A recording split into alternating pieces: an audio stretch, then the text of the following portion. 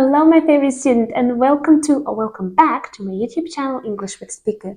My name is Tanya, and today we're going to talk about the first conditional. And this is our second lesson in the series about conditional sentences. Have you seen the first one yet? It is about the zero conditional, and I'm going to leave the link here, or you can find it in the description box. And if you don't know what a conditional sentence is, how many parts they are, and what they are for, you should definitely watch the first lesson. No worries, I broke the video into the parts. It will be so easy to find exactly what you're looking for. In today's lesson, we're going to talk about the first conditional, learn how to make affirmative, negative, and interrogative sentences, talk about its functions, see the difference between the zero conditional and the first conditional, and practice. Oh, I have almost forgotten. There's a free PDF worksheet for you in the description box. There is all the information from today's lesson and more exercises to practice. Just go to the description box, click on the link and get it for free. Let's bring your English to the next level. One of the reasons why I love the first conditional so much is that there are so many memes about it. And we all love to have a good laugh, don't we? So, to the example, if I don't cook anything, I will not have lunch. If I don't cook anything, I won't have lunch. There are two parts in this sentence.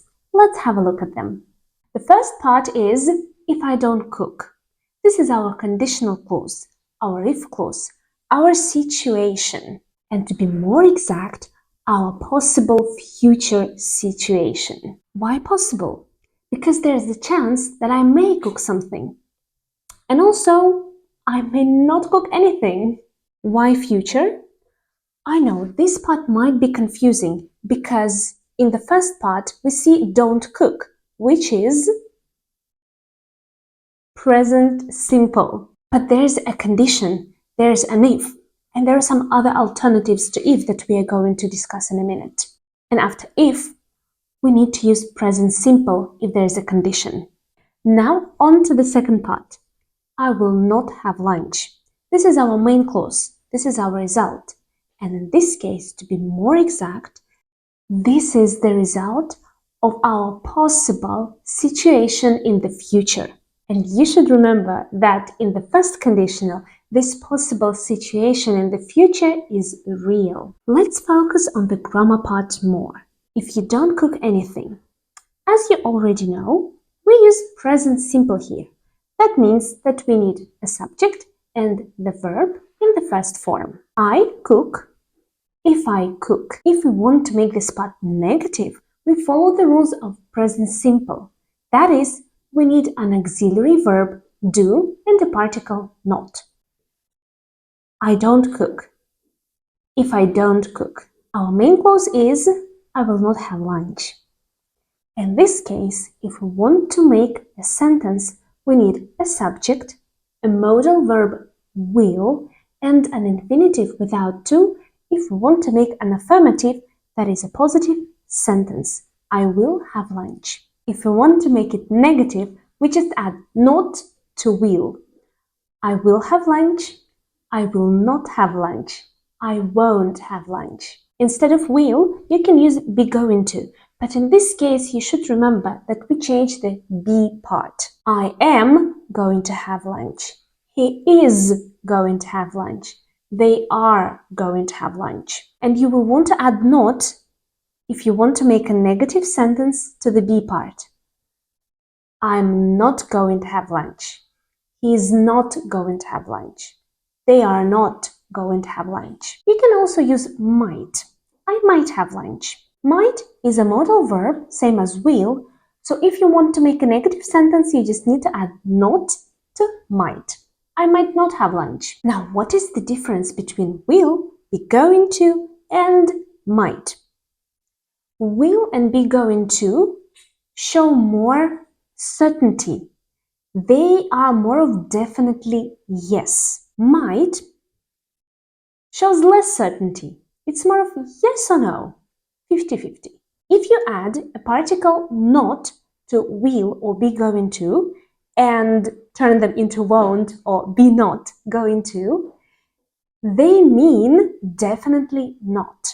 Let's make some examples. If I get hungry at night, I will make a sandwich. If I feel bored, I might watch YouTube. I'm going to buy flowers if she makes a cake. Which of these three sentences are definitely yes? That's right, these two. If I feel bored, I might watch YouTube. Sound less confident. Maybe yes, maybe no. Who knows? Okay, now let's make them negative. But I have to warn you here because when I made these sentences negative, I had to also change some other parts in order for these sentences to make sense, not to be nonsense. If I don't get hungry at night, I will fall asleep fast. If I don't feel bored, I might continue reading the book. I'm going to buy flowers if she doesn't buy them. As you can see, you can make each clause negative. Both of them or one at a time, depending on what you want to say. If you want to make a question, you just need to follow the rules of present simple or modal verbs. But remember that you can only make a question with a main clause. If I get hungry at night, I will make a sandwich. Where is the main clause? Right, I will make a sandwich. Now, if you want to make a question, you simply put will in front of I and leave make a sandwich as is. Will you make a sandwich? Oh, and we should not forget about the pronouns because depending on who you're talking to, you need to change them. So, will you make a sandwich? And now we add an if clause. Will you make a sandwich if you get hungry? Same about the YouTube. Can you make a question?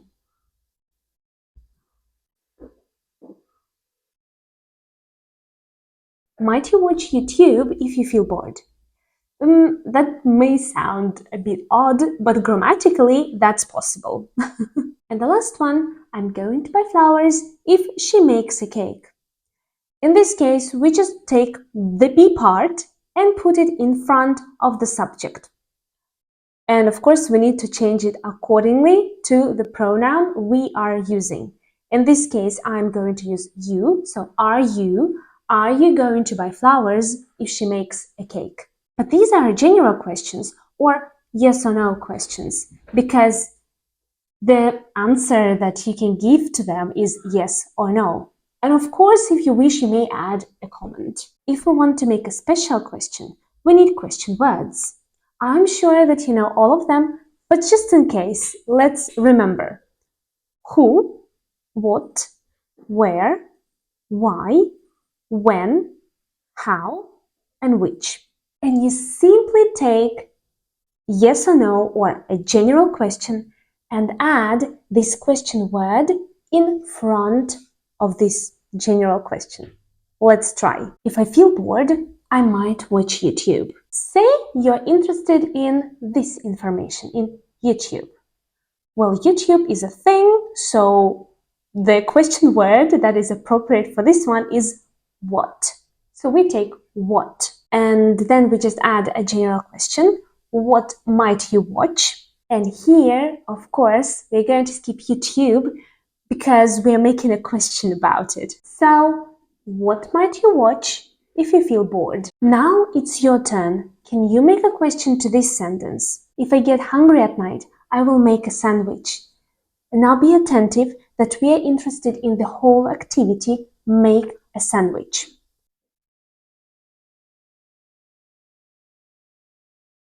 So, what will you do if you feel hungry at night? What will you do if you feel hungry at night? What about this one? I'm going to buy flowers tomorrow if she doesn't make a cake. And we are interested in tomorrow. I decided to add this part because I want us to practice not only what, but also some other question words. So, can you make a question? When are you going to buy flowers if she doesn't make a cake? Well, I must say that it might seem challenging now, but with more practice, you will get a hang of it, I'm sure. Right, so instead of if, you might also use unless. If dad is not late, I won't call the babysitter. Unless dad is late, I won't call the babysitter. Unless means if not, which means that when you make a sentence with unless, you already make it a negative sentence. Let's give you more practice. Make these sentences with unless. Unless I meet him, I won't tell him the truth.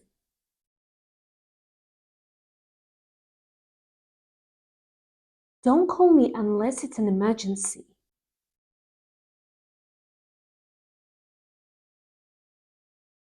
You will feel cold unless you wear a warm jacket. So we've talked a lot about the structure, but why do we need to use it? Well, if we have a look at both clauses, the if clause and the main clause, in this case they express possible situation in the future and the future result. And though it's possible, we still believe that it's real. So that's why we need it. We need to express this possible and real situation at the same time. One more question is, what is the difference between the zero conditional and the first conditional? Let's have a look at these two examples. If I feel bored, I watch YouTube. If I feel bored, I will watch YouTube. The first sentence is the zero conditional. If I feel bored, I watch YouTube. And this is a kind of a rule for me. Yeah, whenever I feel bored, I don't read a book, I don't watch a film, I don't go dancing, I don't work out, I don't go for a walk, but I watch YouTube. So it's kind of truth and a rule for me. It is what usually happens. Now on to the second sentence. If I feel bored, I will watch YouTube. In case this happens in some future, there's a chance that I will watch YouTube. So that's real. Yeah, it's possible to do. The only thing is that if I feel bored, on this condition only, I will watch YouTube. Okay, now let's practice. Complete the following tasks. The first one. We can't travel if we don't save any money. The next one. If your sister goes to Prague, she will have a good time. Number 3. In this one, you have to make a question.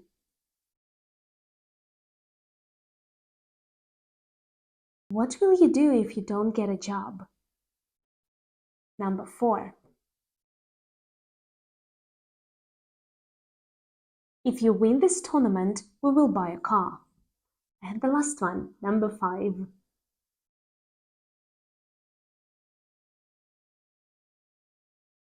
can't get a job unless you have experience. And that's it for today.